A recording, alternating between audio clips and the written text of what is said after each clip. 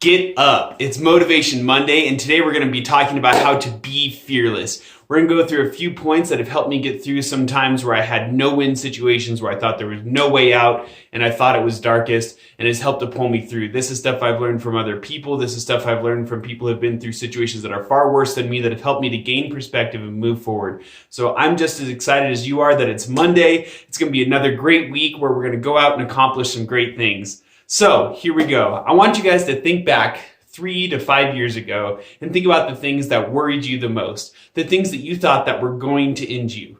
Just take a second.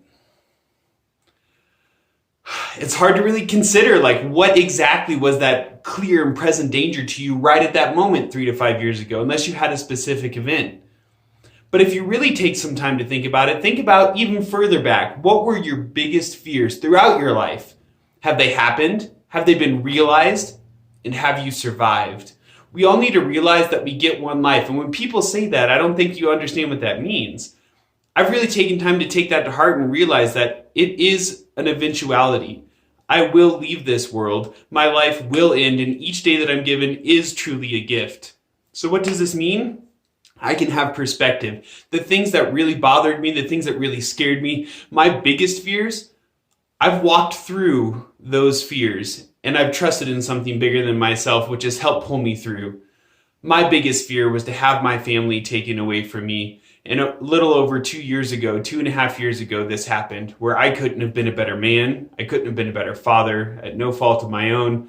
I had to go through that process where I lost everything that mattered to me after working for it my entire life, having been a teenage parent, having made the commitment to take care of my kids, having moved out of my small town and getting my degree. It was all taken away from me, and it took me almost 2 years to get over surviving that fear. But you know what I've learned is that I survived it. And on the other side of it, the lessons that I've learned by having that taken away, by not relying on that for my happiness as my crutch, it's invaluable. It's invaluable. The lessons that I've learned, that hardship that I endured. And you know what? So I don't need to be afraid, because the things that will happen, and it's how I respond to them that helps push me through. And I know that you've encountered things that are way worse. I know that you've had experiences where you just thought you weren't going to make it through, and guess what? You did. You made it through. So that's number one. Think back to things that bothered you that long ago and move forward to now. The second thing we're talking about to be fearless is we make up risks. We've talked about this before on some of my previous episodes. Humans are amazing. We are one of the few animals that are truly capable of mental time travel. So when we're sitting there, we're thinking about, should I, shouldn't I, should I ask this person to do this? Should I tell this person about that? What if I try and go for that job? Oh, I'm not good enough. And we make up these risks in our mind. All these alternative scenarios about how it could turn out poorly to try and help spare ourselves from humility or pain. But I'll tell you what, guys, I really want you to think next time that you come upon these things, you hear yourself say something negative like, well, what if I, or how come, or what if I, and you get in that loop. Take a minute to determine what the real risk is. What do you stand to lose by doing this? If it's a big move, if it's a new job, how much will it actually set you back if it doesn't go right? You've got to determine these kind of things. Is there a real risk involved, or are you holding yourself back? This is a question that you got to ask yourself, and you realize that risk is truly relative because of number 3, time. I don't think we give ourselves enough credit for how much time we truly have. I've gone through my entire life feeling like life is short, time is short, I only have a certain amount of time. But you know what?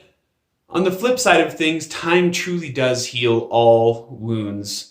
Over time, the things that I was worried about in 3rd grade didn't matter in 6th grade. The things that I was worried about in 6th grade didn't matter in high school. The things that mattered in high school didn't matter in adulthood. The things I worried about before I was married didn't matter after I was married. The things I was worried about when I was married didn't matter after I was divorced. And it's so forth and so on, right? Time heals these things. We don't give ourselves enough credit for how much time we truly have to make mistakes, to make changes, to take risk, and to move forward. So I'm telling you guys, take time and use it to your advantage. There's no better time to start than now, because I'll tell you what, you'll never have more time in your life than what you have today, right now, right here. So if you're thinking about doing something, determine what the real risk is. Realize that a couple years ago, the things that you were afraid of then, you're not afraid of now, and they're always going to change, and take that risk. All right, so the last thing is, you know what? A lot of people are going to be getting in your head. This is the next kind of thing that makes us afraid, where people will say, you can't do that. Are you crazy? Me posting these videos every day. What am I doing? I don't know, but in me, I feel like it's something that I need to be doing. All those other voices will tell you, no, no, no, no, no, no. And all those times that you've ignored all the little voices, all the things that you've pushed outside, the things that everyone normally does, it's usually led you to somewhere pretty great. That person you're with that your parents didn't approve of, sometimes it works out, sometimes it doesn't, right? If the job that you didn't think you should probably take, that you weren't really qualified for, but you went for it anyways and pushed you towards something better, right? These are all things, the choice to move into parenthood, all these things that people tell you, like, you're not ready, you can't do this, and you push ahead and you don't listen to those voices. I'll tell you why you should. Because no one person has a complete picture of your life except for you. Not your parents, not your spouse, not your children. Nobody understands every part of you except for you. So the person that's best qualified to make a decision about your life is you. So trust in that, all right? You're not always going to make the right decision, but you have time to heal it and you can move forward, and you have to understand that you can accept risk, because that's how you get ahead. And that's my last point. If you guys never take a risk and you take each day just by moving forward through the motions and there is no risk involved, there is no stake in the game, you'll realize that there's less that you can accomplish. By putting myself out here and holding myself accountable and telling other people what I'm doing, I now have that pressure, that risk that maybe I could fail. And you know what? It drives me to move forward. Now, this isn't for everyone. You can put these things on yourself and you can tell yourself internally, you know what? I'm going to do this. I'm moving forward. And if that's how you motivate yourself, you go for it. If you're motivated by having other people push you and being accountable to others, I want you to push yourself that way, because you have to take those little risks in life to get yourself to where you really want to go. Because like I've said in previous episodes, I don't think a single one of you has experienced growth when it was comfortable, when it felt good, when it was easy, when it was right. So this is Motivation Monday. Let's recap what we just talked about. 3 years ago, what was your biggest fear? Have you already overcome it? Have you lived it? Is it the same? Has it changed? Has it already come to pass? And what's the real risk? Do we make up risk that's harder or bigger or worse than what it actually is just to keep us from succeeding? Time. We underestimate the value of time. We all have time, but we never have more time than we have right now. It's time to make a change. You can make it, and make it now and stick to it, because if it doesn't work out, you'll have time to recoup it. All right, get other people out of your head. Don't let them in, because I'll tell you what, yes, you should value the opinion of people that have more experience. And yes, you should value the opinion of your partner and listen to what they have to say. But no one has experienced the entirety of your life except for you. So you are the most qualified person to make the decision, but you should always take an advice from other people. But know that the ultimate decision, if your heart is telling you to do something, you are probably going to be right, because you know you better than anyone else.